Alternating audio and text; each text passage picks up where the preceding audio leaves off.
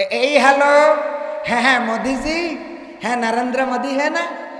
हाँ तुम कैसा है? ठीक है। तो बांग्लादेश क्यों काटी मारेगा? हाँ तुम्हार समस्या क्या हुआ? তোকে ওই টিভিতে এইসব উল্টোপাল্টা নিউজ প্রচার করে কোন দুঃখী? এ দেশে তো আমরা হিন্দু বৌদ্ধ খ্রিস্টান মানে অনেক আচ্ছা আছি।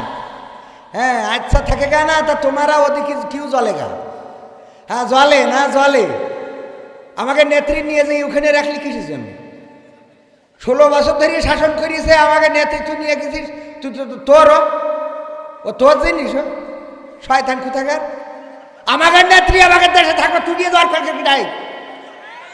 আবার এখন তুমি আবার আমাকে দেশের পিছনে কাঠি করি বেড়াচ্ছ। চট্টগ্রামে মল্ল খারা আর কাঁদছিস কারা? মারলি আমাদের, মরলাম আমরা, আবার কাঁদতে চাও তোমরা? পাখা বখরার জায়গা খুঁজি পাও না, কাঠি খুলি देना पड़ेगा तुम्हारे काठी खुलना पड़ेगा। इधर भी आएगा ना वो तुम्हारा देश लोग बोला वो बांग्लादेश आएगा, वो बॉर्डर को पास आएगा तो केसी दिए वो काटना पड़ेगा। आगे घैसांग करेगा तारपरे ढुकाएगा। हाँ पाखामो पैसा ना।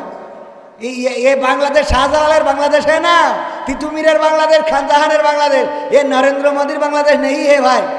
वो तुम्हारा प्रोडक्ट जो छिलो से उधर भी चलिया गया था। हाँ इधर भी आसो खेला হবে। হ্যাঁ খেলা হয়েগা। ও ক্রিকেট না, সে খেলা আলাদা খেলা, আইসো কাটাকাটি। হ্যাঁ ধন্যবাদ। হয়েছে সাংস্কৃতিক অনুষ্ঠান হয়েছে বাবা রে। ওরে বাবা সব করে দিলাম। আমার আমির সাহেব এখনো কথা বলবে, রিকোয়েস্ট আছে, প্রশ্ন আছে। হুজুর সুদ ঘুষ হারাম কেন, নতুন করে বলবো কেন? গানটা শোনাবো। সুদ ঘুষ হারাম সেটা নতুন করে বলবো কেন? সুদ ঘুষ হালাল তো নয় ভালো করে তুমিও জানো। জানি না সুদ ঘুষ হারাম সেটা নতুন করে বলবো কেন? সুদ ঘুষ হালাল তো নয় ভালো করে তুমিও জানো। সুদের টাকায় আজকে তুমি করছো বাড়ি, করছো ঘর, কি জবাব দেবে সেদিন যাবে যেদিন কবর ঘর।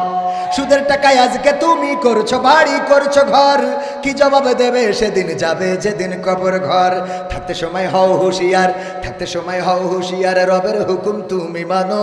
সুদ ঘুষ হালাল তো নয় ভালো করে তুমিও জানো। নামাজ ফরজ সেটা নতুন করে বলবো কেন? নামাজ দিনের খুঁটি ভালো করে তুমিও জানো। আজান হলে কেন তুমি চায়ের ঘরে থাকো বসে, কি জবাব দেবে সেদিন যাবে যেদিন কবর দেশে। আজান হলে কেন তুমি চায়ের ঘরে থাকো বসে, কি জবাব দেবে সেদিন যাবে যেদিন কবর দেশে। না পড়িলে নামাজ কালাম, না পড়িলে নামাজ কালাম, শাস্তি কঠিন তাও তো মানো। নামাজ দিনের খুঁটি নতুন করে বলবো কেন? রোজা ফরজ, রোজা ফরজ সেটা নতুন করে বলবো কেন? রোজাও দিনের খুঁটি ভালো করে তুমিও জানো। রমজান এলে পরে চুরি করে আহার করো, খাবার ওটা তো নয় পায়খানাতে পেটটা ভরো। আছে না নাই? ওরে বাবা রোজার মাসে আল্লাহর ওলি আউলিয়া সাহেব, আমার ভাইজান কি চলে যাচ্ছে? ব্যস্ততা রয়েছে, ঢাকায় যেতে হবে না? সভাপতি সাহেব ঢাকায় ব্যস্ততা রয়েছে তাই চলে যাচ্ছে। আমি তো মাহফিল এখনো শুরু করিনি, কিরম চলে যাচ্ছে? তো তাহলে ওনারা থাকছে, শেষে শুরু করবো ইনশাআল্লাহ।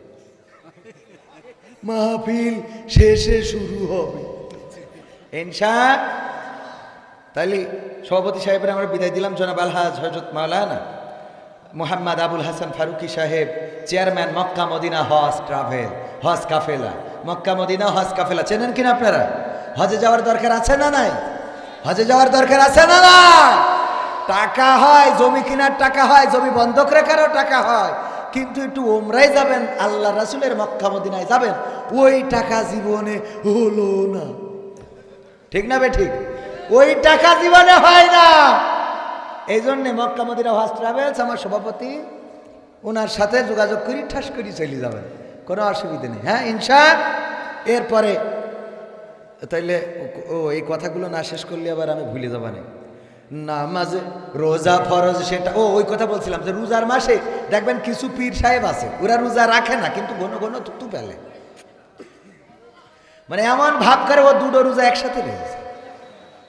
এরপরে যে এই ইফতার, এই ধরেন ইফতারি মসজিদে ইফতারি দেয়, যে মসজিদে ওই আল্লাহর পীর সাহেব বসবে, এখানে একটা প্লেট এখানে একটা প্লেট, উনি মাঝখানে।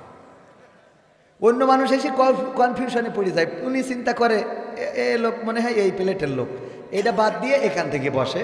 আর আমার অতিথি এসে মনে করে মনে হয় এই প্লেটের লোক, তো এটা বাদ রেখে এখান থেকে বসে। বসার পরে যে আজান দেয় অমনি কয় দেখো নষ্ট হবে গো, এখানে লোক পায়, এটা ঢেলিয়ে নিয়ে এইবার কুপান। পীর সাহেব আছে না নাই? আল্লাহ আল্লাহ হেদায়েত করো, বলেন আমিন। আবার জিজ্ঞেস যদি করা হয় তুমি রোজা থাকো, আগাগোড়া রোজা থাকি। আগাগোড়া মানে বছরের প্রথমটা আর শেষটা থাকে, এটা হলো আগাগোড়া। বছরের রোজার মাসের প্রথমটা আর শেষেরটা, মাঝখানে জয় বাংলা, জয় বাংলা বলার লোক নেই। আমার হাফিজুর রহমান সিদ্দিকী ভাই ওয়াজ করলো আর বাচ্চাও করলো, স্লোগান এমন হয়ে গেল যে তাকবীর থাকবে না, ওয়াজেও বলতে হবে জয় বাংলা। আছে স্লোগান। আল্লাহ যদি না চায়, সিরিয়ায় দেখে অভ্যুত্থান হয়ে গেল, কোথাকার আসাদ 1 বছর ধরে ক্ষমতা ধরে রেখেছিল, আসাদকে তাড়াইছে বাংলাদেশি স্টাইলে। প্রথমে শুরু করি শ্রীলঙ্কা, এরা পথ দেখাইতেছে কি করি কাপড় খুলতে হয়, কাপড় খুইলে একেবারে জাঙ্গিয়া পরাই ছেড়ে দিতেছে।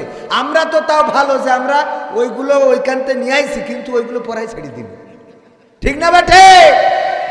তো এই অবস্থা ভাইয়েরা আমার। আর এখন সিরিয়ায় হয়ে গেল আন্দোলন,